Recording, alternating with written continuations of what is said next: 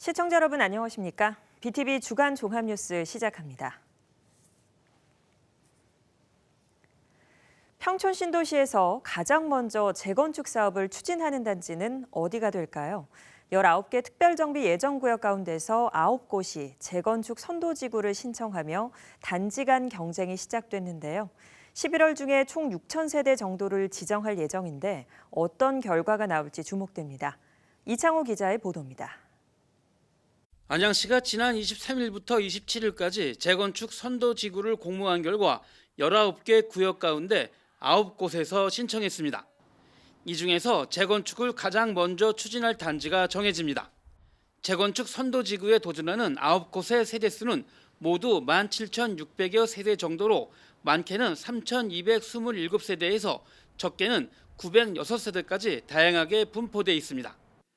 공모에 참여한 9곳 중에서 기준 물량인 4,000세대에 추가 물량 2,000세대 정도를 합쳐 6,000세대를 선도지구로 지정합니다. 다만 추가 물량의 경우 국토교통부와의 협의에 따라 결정하기 때문에 지정 여부는 아직 미지수입니다. 시는 일단 선도지구 공모가 마무리된 만큼 신청 구역을 대상으로 세부 검증에 들어갑니다. 평가 기준에서 주민 동의율 점수가 가장 높은 만큼 제출한 동의율이 정확한지 면밀하게 살필 예정입니다. 9개 구역의 주민 동의율은 큰 차이가 없는 것으로 알려졌으며 일부 구역에서는 상가 동의율이 빠진 것으로 파악됐습니다. 따라서 심사 과정에서 동의율의 변동이 생길 가능성도 있기 때문에 어느 구역이 유리하다고 판단하는 건 이릅니다. 시는 주민 동의율과 세대당 주차 대수, 통합정비 참여 단지수와 참여 세대수 등의 선도지구 평가 기준에 맞춰 순위를 매길 생각입니다. 재건축 선도지구는 11월 중에 선정합니다. 평촌 신도시에서 첫 번째 재건축 사업을 시행할 단지가 어디일지 모든 관심이 11월로 향해 있습니다. BTV 뉴스 이창호입니다. 다른 신도시 지역보다 공공기여율을 높게 책정해 비판을 받아야 했던 안양시가 결국 하향 조정을 결정했습니다. 평촌 신도시 주민뿐만 아니라 지역 정치권에서도 비율을 낮춰야 한다는 목소리가 높았기 때문인데요. 10%로 낮춰 다시 입법 예고한 조례안은 시의회도 무난히 통과할 것으로 보입니다. 계속해서 이창호 기자의 보도입니다. 지난달 10일 열린 평촌 신도시 정비 기본 계획안 주민 설명회. 기준 용적률에 따른 공공기여율을 다른 지역보다 높게 책정한 데 대해 주민들의 불만이 쏟아졌습니다. 군포시 같은 경우는 9월 5일 날 상임위원회를 통과를 해서 거기는 10%에 대한 용적률 자체를 기본계약을 통과됐기 때문에 그 공공기여는 10%입니다. 가장 중요한 공공기여율 자체가 분당도 10%가 나왔거든요. 1구간 공공기여율이. 평촌도 가장 핵심은 평촌도 분당 4번과 같이 공공기여율을 10%로 조정해 주는 것을 강력히 요구하는 바이고요. 주민 설명회 당시 평촌 신도시의 기준 공공기여율은 15%였습니다. 군포 산본과 성남 분당의 공공기여율 10%보다 5% 높은 수치였습니다. 하지만 주민과 지역 정치권에서의 지적이 이어지면서 결국 하향 조정을 결정했습니다. 안양시는 지난달 27일 노후 계획도시 정비 지원에 관한 조례 제정안을 다시 입법 예고했습니다. 주민과 정치권의 요구에 따라 기준 용적률인 330%까지의 1구간 공공기여율을 다른 지역에 맞춰 10%로 낮췄습니다. 시는 입법 예고 기간인 18일까지 주민 의견을 들은 뒤 시의회에 조례안을 제출할 예정입니다. 조례안은 11월 예정인 안양시의회 2차 정례회에서 심사할 것으로 예상됩니다. 공은 시의회로 넘어갔지만 하향 조정 여론이 높아 조례안 통과는 무난할 것으로 예상됩니다. BTV 뉴스 이창호입니다. 안산시의 뜨거운 현안으로 떠오른 초지역세권 개발 사업을 두고 지역의 국회의원들이 공동 학술 토론회를 개최했습니다. 안산시가 내놓은 개발 계획의 문제점을 진단하며 빠른 개발보다는 신중하고 공공성이 담보된 계획을 세워야 한다고 목소리를 높였습니다. 이재문 기자가 보도합니다. 지난 5월 이민근 안산시장이 발표한 2035 UCT 프로젝트. 그 중심에는 축구장 25개 정도 규모의 초지 역세권 도시개발 사업이 있습니다. 사업 대상지는 현재 4호선과 수인선, 서해선이 정차하고 앞으로 신안산선과 인천발 KTX 등 5개의 열차가 정차하게 될 초지역에 맞닿아 있습니다. 안산시 소유인 개발지에 2,700여 세대의 공동주택과 업무시설, 호텔과 대형 쇼핑몰 등을 짓고 개발 이익으로는 약 5,000석 규모의 다목적 공연장을 건설하는 방안입니다. 교통과 주거, 문화, 공연, 쇼핑이 한 곳에서 이루어지는 원스톱 생활권을 조성하겠습니다. 안산도시공사가 49%의 지분을 투자하고 나머지 51%는 민간이 투자해 공동 개발하는 방식입니다. 안산시를 지역구로 하는 더불어민주당 양문석, 김현, 박해철 국회의원이 공동으로 개최한 학술 토론회에서 공공성이 떨어지는 도시개발 사업이라는 지적이 나왔습니다. 공동주택의 분양가 상한제를 피하기 위해 안산도시공사의 투자 비율을 50% 미만으로 설정한 것으로 보인다는 것. 이는 시민의 땅인 시유지에 짓는 아파트의 가격이 저렴하지 않은 가격에 분양될 수 있다는 분석입니다. 사업의 그런 성격이나 방향성 차원에서는 어쨌든 시유지를 갖고 이 중요한 개발하는 데 있어서는 공공이 더 많은 지분을 갖고 공익적 차원으로 접근하는 게 좋겠다고 판단이 되고요. 개발 지역을 지역구로 하는 박해철 국회의원은 안산시의 초지역세권 개발 방안이 인구가 줄고 있는 안산시에 도움이 되지 않는다고 꼬집었습니다. 3기 신도시 장상지구와 신길 2지구 등 지역의 주택 공급이 진행되고 있는 만큼 판교처럼 기업 유치와 일자리 창출이 더 중요하다고 지적했습니다. 차라리 용역을 중단시키고 정말 많은 시민과 함께 안산의 미래가, 안산의 희망이, 그리고 꺼져가는 이 안산의 새로운 성장 동력을 불러일으킬 게 많이 무엇인지에 대한 그런 고민들을 함께 해서 인구가 줄고 있는 안산시의 재도약을 위해 발표된 초지역세권 도시개발 사업. 안산시와 지역의 국회의원들은 개발의 필요성은 공감하면서도 관점을 달리하고 있습니다. BTV 뉴스 이재문입니다. 시흥시 산하 공공기관은 모두 6곳으로 올해 배정된 예산은 약 2천억 원에 달합니다. 이 가운데 인건비와 운영비 등 출연금이 어디에 어떻게 쓰이는지, 또 남은 예산에 대한 처리는 어떻게 하는지에 대해서는 알 길이 없었는데요. 시흥시 의회가 공공기관의 출연금 지급 단계부터 집행, 사후 정산까지 더 철저히 관리할 수 있도록 예산 감시 강화를 촉구하는 조례안 개정을 추진합니다. 조윤주 기자가 보도합니다.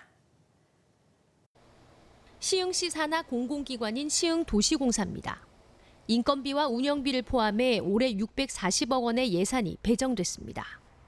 시흥산업진흥원 역시 규모가 커지면서 당초 책정됐던 29억 원의 예산보다 3배가 많은 115억 원의 예산을 지원받았습니다. 문제는 지급되는 예산이 출연금 명목이어서 어디에 어떻게 썼는지 남기는 정산 의무가 없다는 데 있습니다. 특히 출연금에서 집행하지 못한 잔액을 말하는 순세계 잉여금의 경우 반납하지 않아도 제재할 장치가 없습니다. 가장 문제는 이제 순세계 잉여금이라고 해서 이 지난해에 사용되었던 이제 예산에서 남은 비용이 분명히 있을 것인데 이 예산을 제외하고 예산 편성을 해서 다시 출연금을 요청을 해야 되는 건데 순세계 잉여금은 잉여금대로 그냥 두고 그대로 또 출연금을 신청하는 경우가 있어서 그럴 때는 이 잉여금은 어떻게 쓰여지는가 그거에 대해서 저희가 알 수 있는 바가 없거든요. 매년 순세계 잉여금이 발생하고 있음에도 출연금은 늘어나고 있다는 지적입니다.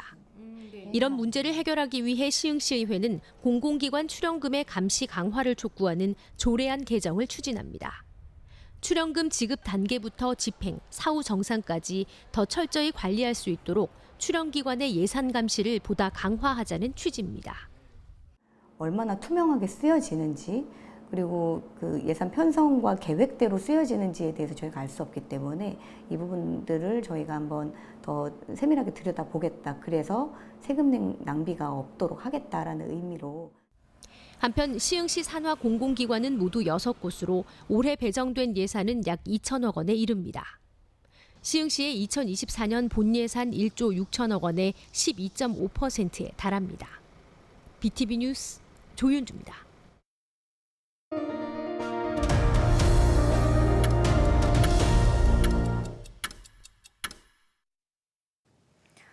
약을 먹고 아나필락시스 쇼크로 호흡곤란 증세를 보이던 시민에게 경찰이 신속히 하임리히법을 실시해 생명을 구한 사실이 뒤늦게 알려졌습니다. 시흥경찰서 능곡파출소 경찰관의 이야기입니다. 조윤주 기자가 보도합니다. 손에 약봉지를 든 남성이 차에서 내리자마자 비틀거리더니 이내 길에 주저앉습니다. 어디론가 통화를 하던 남성은 힘겹게 일어나 발걸음을 옮기더니 파출소 문 앞에서 쓰러집니다. 약을 먹고 호흡곤란이 온 50대 남성이 119에 구조를 요청한 뒤 인근 파출소로 향하다 쓰러진 겁니다. 이를 발견한 경찰관들이 달려나와 남성을 일으켜 세우더니 재빨리 응급조치를 실시합니다. 그분의 그 상태를 봤을 때 하임리히법이 적당한 것 같아가지고 바로 즉시 그 하임리히법을 실시했고요. 15분이나 20분 정도 119에서 걸린다고 그러더라고요. 저희가 병원으로 모시고 가는 게 낫겠다고 판단해가지고 응급조치를 계속하면서 병원까지 후송하게 된 겁니다.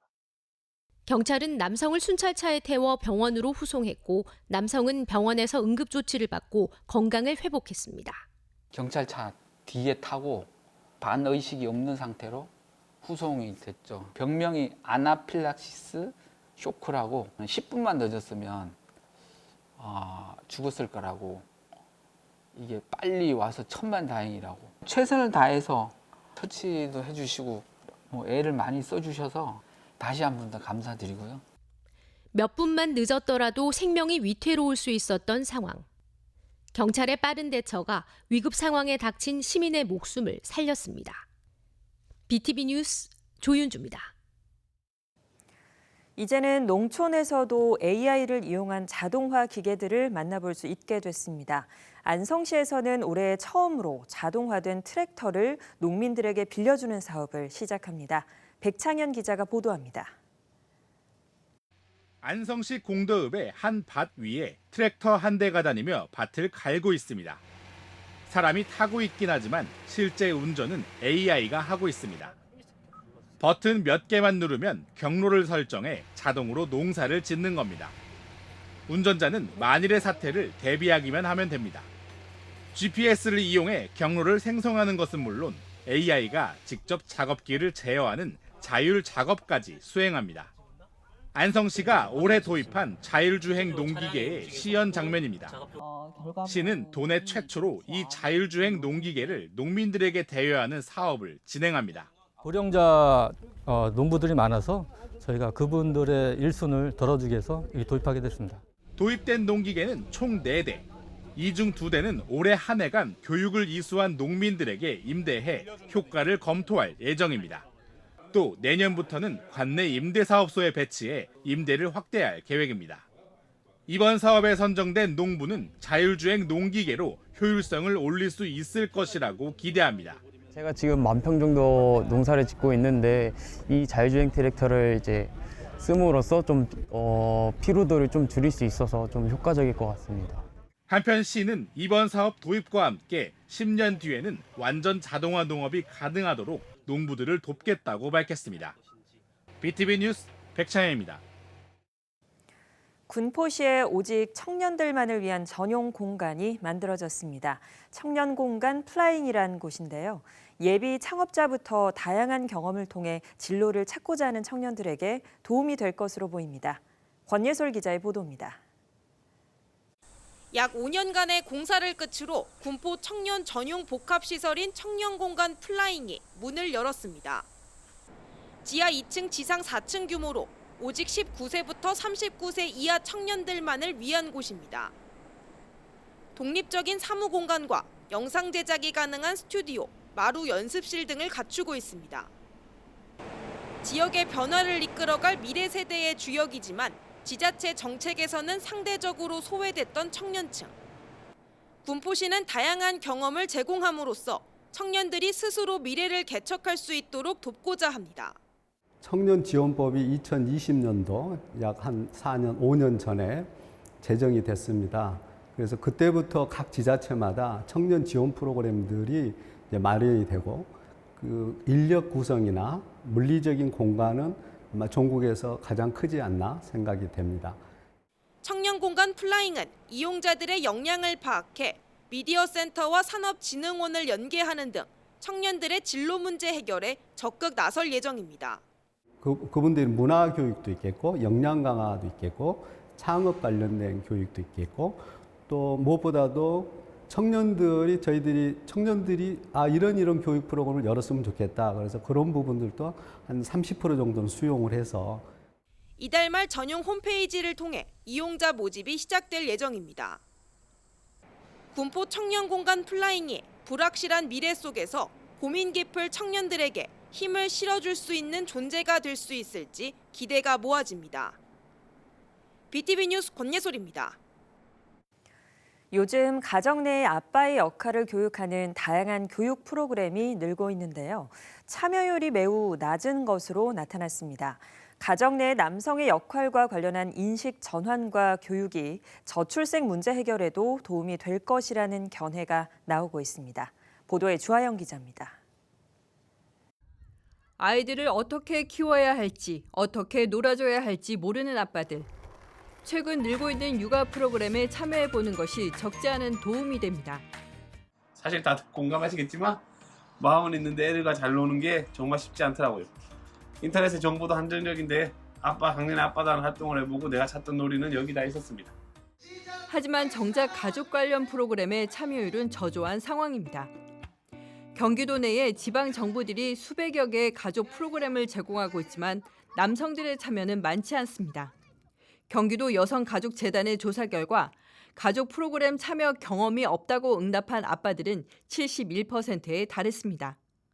하지만 남성 대상 프로그램이 필요하냐는 질문에는 70% 이상이 필요하다고 응답했습니다. 가족 형성기나 양육기, 중장년 등 모든 연령대에 다 필요하다는 겁니다.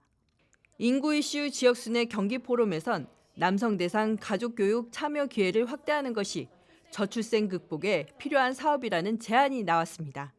부모로서의 권리가 여성에게만 있는 것이 아니라 남성에게도 당연히 있다는 거죠. 그래서 남성이 자녀를 돌보기 위해서 무언가를 하기 위한 권리들을 인정을 해주고 그것에 대한 지원하는 것들이 더 많이 필요하다.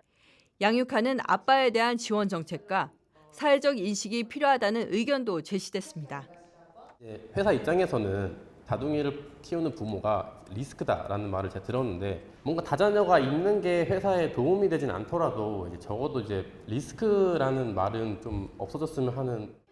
인구보건복지협회는 이번 포럼에서 나온 의견을 바탕으로 아빠, 엄마의 양육 프로그램 정책 제안에 나서겠다고 밝혔습니다. 이 인구 문제에 대한 관심을 갖고 인구 문제를 해결하는 데 있어서 노력을 포기하지 않아야겠습니다. 여러분 모두 관심을 가지고 내 생활 주변에서 당장 실천할 수. 일과 가정이 양립하기 위해서는 아빠들을 위한 다양한 교육과 지원을 필요로 하고 있습니다. BTV 뉴스 주하영입니다.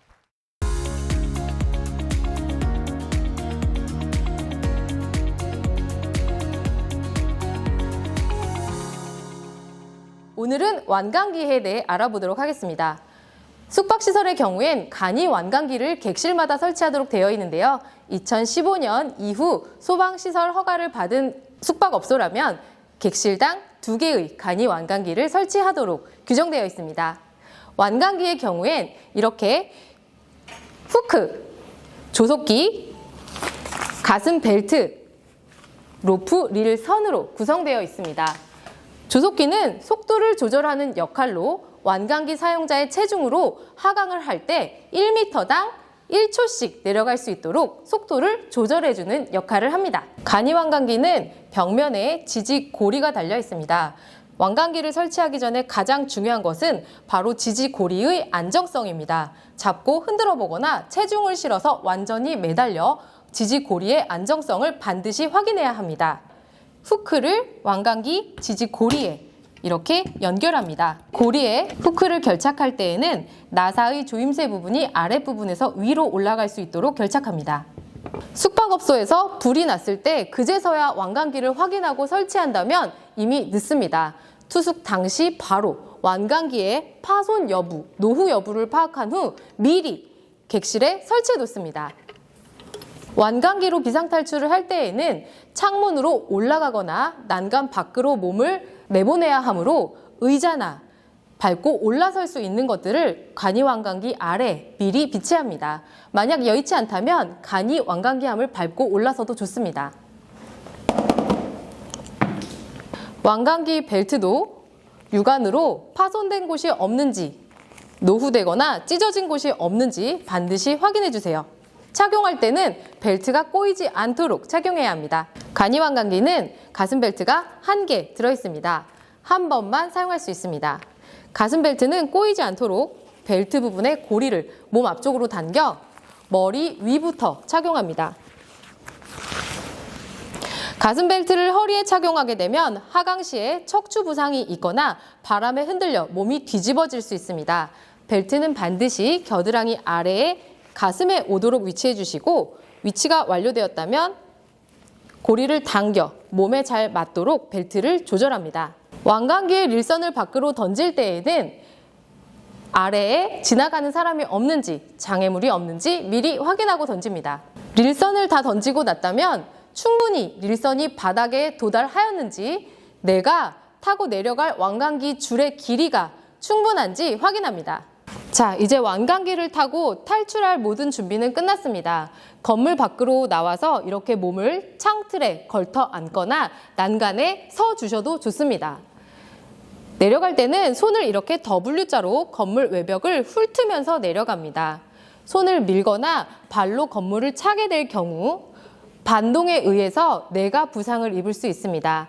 바람이 분다면 더 큰 부상을 입을 수 있기 때문에 손으로 건물 벽을 자연스럽게 훑으면서 내려간다는 점 꼭 기억해 주세요. 하강을 위해 자세를 잡을 때에는 발로 건물 외벽에 무게 중심을 실어 지지합니다. 설사 발이 미끄러지거나 손을 놓친다고 해도 조속기로 속도를 조절할 수 있기 때문에 급격한 추락의 위험은 없습니다. 이제 탈출하겠습니다.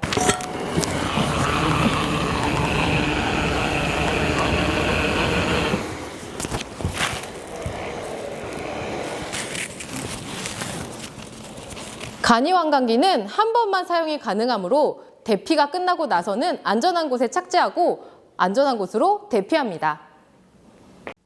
안녕하십니까? 경기도 소방재난본부의 이규엽입니다. 경기도 오산에 위치한 경기도 국민안전체험관입니다. 경기도 국민안전체험관은 현장 경험이 풍부한 현직 소방관들이 시민들의 안전체험을 진행하고 있습니다. 그렇기 때문에 단순하게 체험만을 하는 것이 아니라 안전 수업까지 들을 수 있어 안전에 대한 풍부한 지식을 얻을 수 있는 곳이기도 합니다. 완강기의 구조와 작동 원리에 대한 자세한 설명과 함께 6m 높이에서 안전하게 완강기를 체험할 수 있습니다. 경기도 국민안전체험관에서는 완강기 체험과 함께 소화기를 이용한 초기 소화 방법, 화재 현장에서 안전하게 대피하는 방법 등 화재 발생 시 안전하게 생존할 수 있는 여러 가지 다양한 체험이 준비되어 있습니다. 오늘도 안전한 하루 되시기 바랍니다. 감사합니다. 이상으로 BTV 주간 종합뉴스를 마칩니다. 시청해주신 여러분 고맙습니다.